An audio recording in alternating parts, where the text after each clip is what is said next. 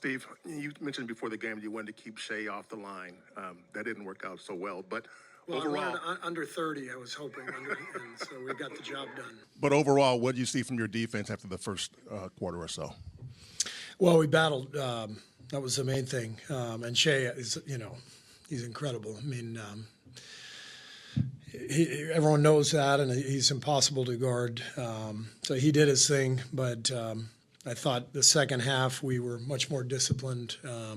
Didn't give up much easy stuff, and they only made 9 threes, which was a huge part of the game. They missed some open ones, but all in all, I just thought our second half intensity, the way everybody scrapped out there, every single guy who came on the floor just scrapped and gave us great minutes. And I could go up and down the roster, but it was kind of a vet game.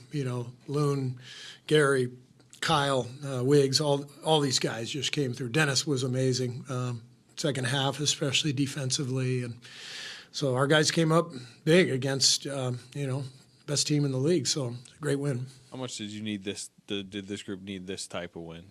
I think this group, we know they're capable, and what we saw early in the year was not a mirage. You don't just fall into that. But we, watching the tape of the OKC game that we played on the road early in the season when we were rolling, you could just see a bounce in our step. There was a look in our eye, and I didn't see that tonight early in the game. We've struggled to play with that bounce and that confidence here the last month or so. So it's great to see us fight through that and then kind of reach that state in the second half where you could see the belief, you could see the energy, and felt like we captured that again. And now we got to sustain it, obviously. Buddy did not give you much in the first half, played just that one stint. Did you think about not starting him in the second half? And then he comes out, hits those 2 shots, 4 assists, I think, in that stint. Yeah. What did that kind of opening of the third quarter mean to you? Well, I didn't think about not starting him. Even when Buddy doesn't make shots, he pulls defenders with him. There's a sense that the game is making sense because it's catch and shoot. If he's open, he's shooting. I know, he hasn't been making them consistently lately, but there's a flow to the game when he's out there. So I thought his 2 hoops early in the third were really important. Then he had the pass to Loon for the dunk, off the pin down. So Buddy gave us a huge lift in that third.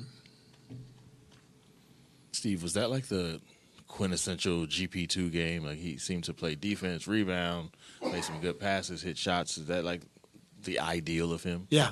That's why Gary is so crucial to our team and to our success. I say it all the time, but the 22 finals shifted as soon as Gary got healthy after game 1. We won 4 out of 5 games, and a huge part of that was his defense, his energy, his playmaking, screening. He's such a unique player. There's nobody like him in the league. He's basically a 6'2" power forward with jets in his feet and great feel too, like a really interesting feel. Not so much as a guard, but as a rolling big. And so he creates an advantage for us defensively, but also, a different look offensively with his diving and finishing. So Gary's huge for us, and, when he plays like that, we're tough to beat. Steve, obviously Steph is Steph, but the vets that you brought up, Gary, Looney, Wiggins, you've seen those guys do that so many times. Does it almost remind you of that 2022 run where you can just trust those guys any point in the game? These guys have been here a long time, so I trust them. Whether it's 22 or it's just I think a continuity and a familiarity that I have with them, and vice versa. And when we get those kinds of performances collectively from that number of players, that's what it takes. It's kind of what the league is about these days. It's about depth, and doesn't feel like anymore it's about having the three superstars. It's more, how many really good players can you put out there, and can they collectively do it? And that's what happened tonight. 18 points from Loon. I mean, how nice is it to see him be a scoring option like he was tonight too? Loon was fantastic. Probably the key to the game.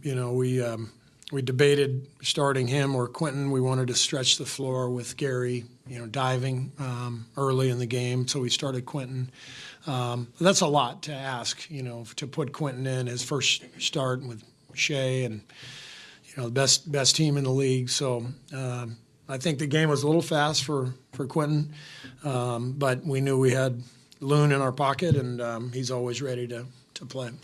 How are you kind of seeing the kind of backup guard tandem morphing with Brandon back and playing well, and Dennis? And then how are you going to, is it difficult to choose between those two down the stretch? It is. But I chose Dennis because of the defense, the ball pressure, the intensity. He's got a way about him, competitiveness. And, we had the lead, so we were really thinking more defense. But I was thinking about putting BP in. I love those guys together. It's really nice to bring them off the bench together because they can both handle the ball and they feed well off of each other. Guilherme Giovannoni from ESPN Brazil. You guys gave 30 assists in 40 made a basket. It was the part of the plan of the game, this extra pass to break this tough defense of OKC? That's really how we play. We have to move the ball. We're not a great ISO team, and with Steph and the way he runs off the ball, we have to move it. And I thought last night and tonight both there was a lot of good. We call it 0.5 decision making, where you get the ball and you just quickly move it. And there was a lot of that tonight. So, 30 assists, a lot of secondary assists, good ball movement, good flow. We couldn't do anything in the first half. Their defense had us stifled, and we started to move it better in the second. Steve, what were you thinking in the first half when Shai got hot and 52 points tonight? What did you think of his performance? What did I think of his performance? Dave Kingman? You guys ever heard the Dave Kingman, Tommy Lasorda rant? Google it. Don't worry, I'm not going to treat you like Lasorda treated whoever asked him the question. I don't know what to do with Shai. I asked Mark at one point to just leave him on the bench for a couple more minutes, and he didn't comply. So I think Shai came back in with like 10 minutes left in the fourth. And I looked down to Mark. I said, "Can't give him 2 more minutes? That would be really helpful for us." And he just laughed. But, it's pick your poison with him, And the good thing for us down the stretch is we had the lead, so we didn't mind giving up the twos, but we just didn't want to blitz or send a double team at him and risk giving up open threes. But easier to do that when you have the lead, and that's what that third quarter allowed us to get back in the game, and we didn't have to start scrambling on Shai. You went offense, defense with like 3:40 left. Yeah. Is about the earliest you've gone offense, defense, put a full defensive lineup out there, and I guess is that a sign of how important? Were you coaching this almost like a playoff game? Well, we had a timeout to burn, and so Seth Cooper, one of our assistants, he came to me in the timeout. He goes, "Hey, this is a perfect opportunity to just go all defense, and then if we get a stop, we just take the timeout. We're gonna lose the timeout under 3 minutes anyway." So it was really more strategic, just because we had the timeout in our pocket.